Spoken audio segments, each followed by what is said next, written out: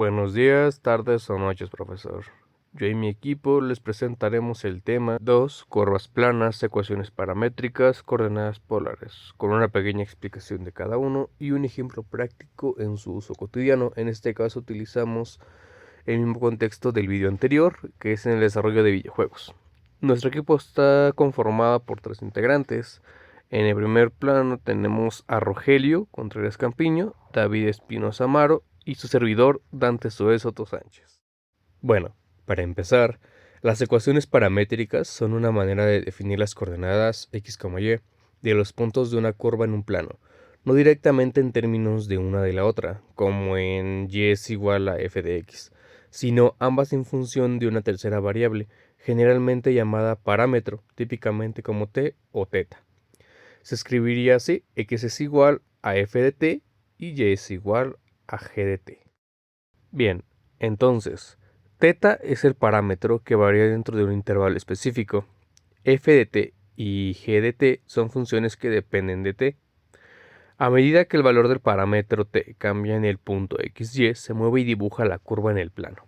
Entonces, los pasos serían: elige valores para el parámetro t dentro de un dominio. 2. Calcula los correspondientes valores de x y y usando las ecuaciones paramétricas. Y el número 3 sería trazar los puntos xy en el plano cartesiano. Ahora, en la aplicación en videojuegos de animación, el parámetro t, que típicamente representa el tiempo, se utiliza para calcular las coordenadas x, y y z de un objeto en cualquier instante. En el primer paso, por ejemplo, tenemos las curvas Bézier, que se utilizan para dibujar curvas suaves en el diseño de niveles modelado 3D y animación de movimiento o interpolación. En la trayectoria de proyectiles, por ejemplo, para definir el camino exacto de una flecha, bala o misil que sigue una parábola bajo la gravedad. O en el movimiento de cámara, determinar cómo se mueve una cámara de un punto a otro de una manera fluida y predecible a lo largo de una curva definida. En este caso tenemos el ejemplo del videojuego Angry Birds, o un juego de plataformas. En este caso el parámetro t es el tiempo en segundos que ha pasado desde el lanzamiento. Las ecuaciones definen la posición xy del personaje en el plano 2D en ese tiempo t. xt define la posición horizontal lineal, y yt define la posición vertical, la parábola afectada por la gravedad g. Al calcular estas ecuaciones con un t que avanza constantemente, la computadora dibuja la bala o el personaje exactamente en el lugar correcto en cada frame de la animación. Bien, ahora veamos la derivada de una curva paramétrica. Cuando una curva está definida por las ecuaciones paramétricas x igual a ft y y igual a gt, la derivada que está en la pendiente derivada de y derivada de x se calcula tomando la derivada de y con respecto al parámetro t y dividiéndola por la derivada de x con respecto al parámetro r. En resumen, la derivada de y sobre dx te indica qué tan inclinada o empinada es la curva de un punto específico. Si quieres encontrar la pendiente en un punto, primero encuentras el valor del parámetro t que corresponde a ese punto y luego sustituyes ese valor de t en la fórmula de y sobre dx. Es decir, al usar el parámetro t, conviertes un problema de derivada de y respecto a x en un cálculo de derivadas más sencillas respecto a t. Dentro de la aplicación de videojuegos, imagina que tienes una nave espacial o un personaje siguiendo una ruta predefinida, una curva Bézier o cualquier curva paramétrica, xt, yt. Para que la nave se vea realista, debe rotar y apuntar siempre en la dirección en la que se está moviendo en ese instante. Podemos verlo en el vector de velocidad. El vector de velocidad del objeto en cualquier momento t se define por las derivadas con respecto al tiempo. O por ejemplo la dirección, sería la pendiente. La derivada paramétrica de y sobre dx que calculamos antes es esencialmente la pendiente de la recta tangente a la curva en el punto xy, que en la dirección instantánea de movimiento del objeto, o también en el uso de motor gráfico o la rotación. El motor de juego utiliza esta pendiente o directamente el vector de velocidad bt para calcular el ángulo de rotación θ que debemos tener en el objeto de frame actual. En resumen, sin la derivada paramétrica la nave seguiría la ruta, pero estaría apuntando rígidamente hacia adelante. Ignorando las curvas, la derivada asegura que el modelo 3D de la nave gira suavemente para alinearse perfectamente con la trayectoria curva que está siguiendo. Una tangente representa la dirección instantánea en la que se mueve un objeto sobre una curva. En los videojuegos, esto es esencial cuando un personaje, un proyectil o una cámara se desplaza siguiendo trayectorias suaves.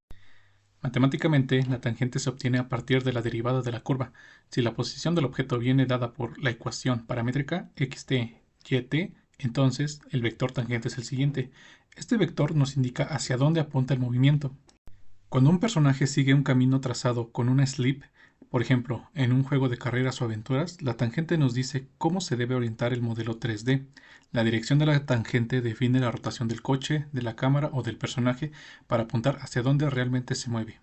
En juegos con proyectiles guiados o trayectorias físicas, la orientación del proyectil se calcula usando la tangente de la curva que describe su movimiento. Así el proyectil no solo sigue la curva, sino que siempre mira hacia adelante. La tangente ayuda a controlar la inclinación del vehículo al entrar a una curva, suavizando animaciones y manteniendo realismo. Sin tangentes, los objetos se moverían de manera errática o apuntarían en direcciones incorrectas. La derivada de una curva permite orientación correcta del modelo, movimiento suave, interpolación entre puntos, control preciso en animaciones. Todo esto se da como resultado de videojuegos más naturales y visualmente coherentes.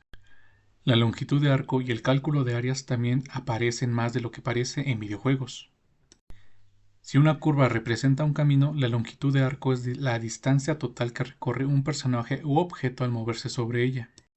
Para que un personaje se mueva a velocidad constante en una curva necesitamos conocer la longitud del camino. Sin esta medida, el personaje aceleraría o frenaría inesperadamente en algunas partes de la curva. La longitud del arco permite sincronizar animaciones, diálogos y tiempos de cámara. Ya se define cuánto tardará la cámara en recorrer la trayectoria. La distancia real recorrida en caminos irregulares depende de la longitud del arco, no en la distancia entre los puntos. Esto sirve para calcular el consumo de energía, el tiempo de llegada y activar eventos según la distancia real recorrida. El área bajo una curva se expresa como una integral. En videojuegos se usan varios sistemas relacionados con espacio, energía o asignación de zonas. Para determinar el tamaño de un territorio, región, zona de batalla o área conquistada, se usa el cálculo de área. Los motores de juego integran áreas delimitadas para saber qué zonas están habilitadas, cuántos recursos contienen un sector, qué región controla un jugador. El área bajo una curva también representa cantidad acumulada, como energía aplicada, impulso o daño progresivo. El motor usa integrales para calcular efectos basados en valores que cambian con el tiempo. Los algoritmos de iluminación pueden calcular áreas de penumbra o intensidad acumulada mediante integrales. El área bajo una curva describe cómo se distribuye la luz o la sombra en una superficie.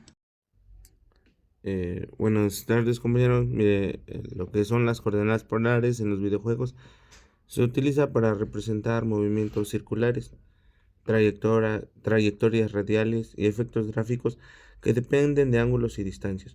Son especialmente útiles en mecánicas de disparo, en cámaras 3D y animaciones de enemigos que orbitan y giran alrededor de un punto. Explicaciones en videojuegos.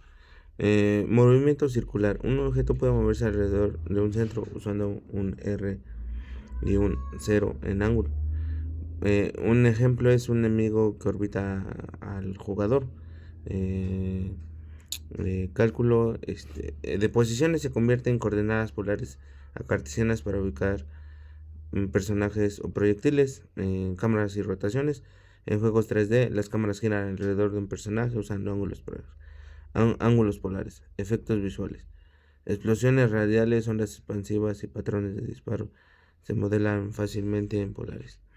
En trayectorias, los enemigos pueden calcular rutas circulares o espirales alrededor de un objetivo. Entonces, en conclusión, las coordenadas polares permiten que los videojuegos manejen movimientos radiales, efectos circulares y cámaras dinámicas de manera más sencillas que coordenan con coordenadas cartesianas. Son una herramienta matemática clave para diseñar experiencias inmersas y fluidas en el mundo digital. El primer número que aparece aquí, que es un número real, es la distancia en línea recta que hay desde el origen hasta el punto P. Y la segunda coordenada, que se va a llamar cita, es el ángulo orientado en el sentido contrario al de las agujas del reloj, sea hacia acá, en esta dirección, medido desde el eje polar, que era aquí la recta horizontal hacia la derecha, hasta el rayo formado por 0P, que es este que está denotado aquí. Entonces, estos dos números van a representar las coordenadas polares del punto. Bueno, eso sería todo. Gracias por su atención.